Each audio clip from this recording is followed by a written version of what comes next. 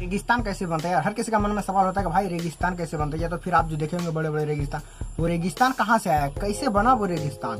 क्योंकि हर किसी का मन में सवाल, जब रेगिस्तान देखते हैं तो वो यही सोचते हैं कि भाई यहाँ पे मिट्टी क्यों नहीं, सिर्फ रेगिस्तान ही क्यों, यहाँ पे पेड़ पौधे नहीं होते। आखिर ऐसा क्यों होता है, क्या वजह है? तो हेलो फ्रेंड्स, मेरा नाम है साजन कुमार और आप देख रहे हैं SK बेबी वर्ल्ड। चलिए इस वीडियो का शुरू करते हैं।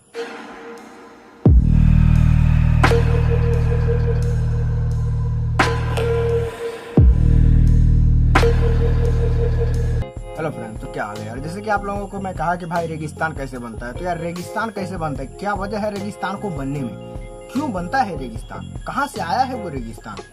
तो इस सवाल का जवाब हर कोई ढूंढने में लग जाता है कि भाई आखिर ये रेगिस्तान कैसे बना, जहाँ के सिर्फ रेत ही रेत है, वहाँ पे कुछ भी नहीं, ना पेड़ पौधे ना पहाड़ ना और कुछ मिलेगा, सिर्फ एक पहाड़ भी मिलेगा सिर्फ रेगिस्तान का। यानी कि जब हवा चलती है तो पहाड़ वो खुद नीचे हो जाते हैं, पहाड़ खत्म हो जाते, फिर से कभी नई पहाड़ बन जाता है। तो ऐसा होता क्यों है, क्या वजह है ऐसी होने में? वो आखिर वो रेगिस्तान आया कहाँ से है, रेत कहाँ से आया? तो इस सवाल का जवाब है ये कि रेत कहाँ से पैदा हुआ। तो रेत पैदा होता है अक्सर करके समुद्र से। जैसे कि आप कभी भी समुद्र या बीच गए होंगे घूमने के लिए तो देखे होंगे कि जमीन पे रेत बहुत होता है। हालांकि नदी में भी गए होंगे, नदी में भी रेत पाए होंगे, लेकिन वो रेत और समुद्र का रेत में जमीन आसमान का फर्क है। क्योंकि नदी का रेत एक अलग रेत है और जो समुद्र में रेत मिलता है वो एक अलग रेत है। तो रेगिस्तान कहाँ से बना? तो जो आप समुद्र में रेत को देखते हैं वही रेत रेगिस्तान में भी मिलेगा। अब बात आती है ये कि आखिर वो रेत वहां पे कैसे गया।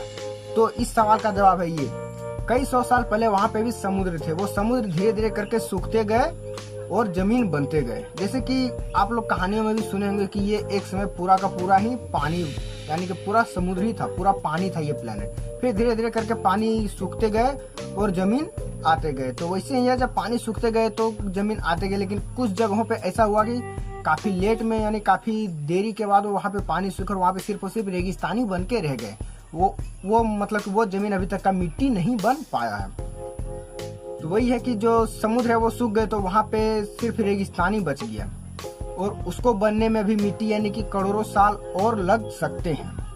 तो फिर यही वजह है कि वहाँ पे सिर्फ और सिर्फ रेगिस्तान अभी है, जिसको कभी हम देखते हैं। हो सकता है आने वाले कई 100 सालों में, या 100 सालों में नहीं, मतलब चलिए कि कई लाख 100 साल बीत जाएंगे, करोड़ों साल बीत जाएंगे, तो वो भी जगह पे जमीन बन जाएगी। लेकिन अगर हमारा वातावरण सही रहा तो, अगर वातावरण में जैसे कि अभी आप देख सकते हैं कितने सारे प्रदूषण कर रहे, कि ये कर रहे वो कर रहे, हर तरफ से पेड़ पौधे काट रहे, जिसका वजह से कि बारिश किसी जगह पे बहुत ज्यादा होती है, किसी जगह पे कम होती है। जो अगर ऐसा ही चलता रहा तो फिर एक दिन ऐसा आएगा जबकि पूरी की पूरी प्लेनेट ही से पानी ही पानी हो जाएगा, फिर से एक बार पानी ही पानी हो जाएगा। इसीलिए हम लोगों को अभी से सुधरना होगा, हम लोगों को प्रदूषण का कमी करना होगा और जितने भी पेड़ पौधे उसको काटने से रोकना होगा, क्योंकि पर्यावरण ही हमारा जीवन है। ये तो आप कहानियों में सुने होंगे और आप लोग किताबों में भी सुने होंगे कि पर्यावरण ही हमारा जीवन है। तो पर्यावरण को रक्षा करिए और आप उसका मतलब ध्यान रखिए और प्रदूषण का इस्तेमाल तो कम करिए, जितना कम हो सके उतना कम करिए।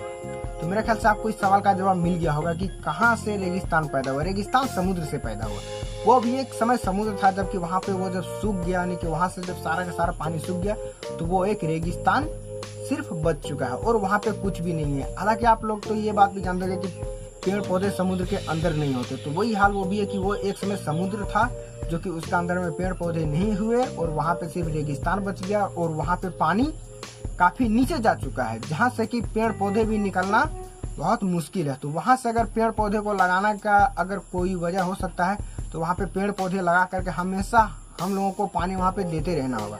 अगर वहाँ पे जरा सा भी पानी का कमी किए तो वो पेड़ पौधे मर जाएंगे। हालांकि अगर वो पेड़ पौधे ज्यादा बड़ा हो जाता है, उसका जड़ काफी नीचे तक का चले जाता है, तब जाकर के हम उसमें पानी नहीं देंगे तो फिर वो गाछ रह सकता है, वो पेड़ पौधे वहाँ पे टिक सकते हैं। लेकिन अगर आप स्टार्टिंग में ही अगर सिर्फ छोटा सा पेड़ लगा कर छोड़ दिए तो वहाँ पे उसको पानी नहीं मिलने की वजह से वो पेड़ पौधे सूख जाएंगे, जिसका वजह से कि फिर वो रेगिस्तान का रेगिस्तान ही रह जाएगा। तो रेगिस्तान बनने का वजह यही है, रेगिस्तान समुद्र से बना है। तो मेरे ख्याल से इस सवाल का जवाब आपको मिल गया। अगर मिल गया होगा तो प्लीज लाइक कर दीजिए और अभी तक आप इस चैनल को सब्सक्राइब नहीं किए तो सब्सक्राइब कर दीजिए, साथ ही साथ बेल आइकन को प्रेस कर दीजिए हमारे नई वीडियो की नोटिफिकेशन पाने के लिए। तो फिर मिलते हैं इसके नेक्स्ट वीडियो में, तब तक के लिए जय हिंद जय भारत।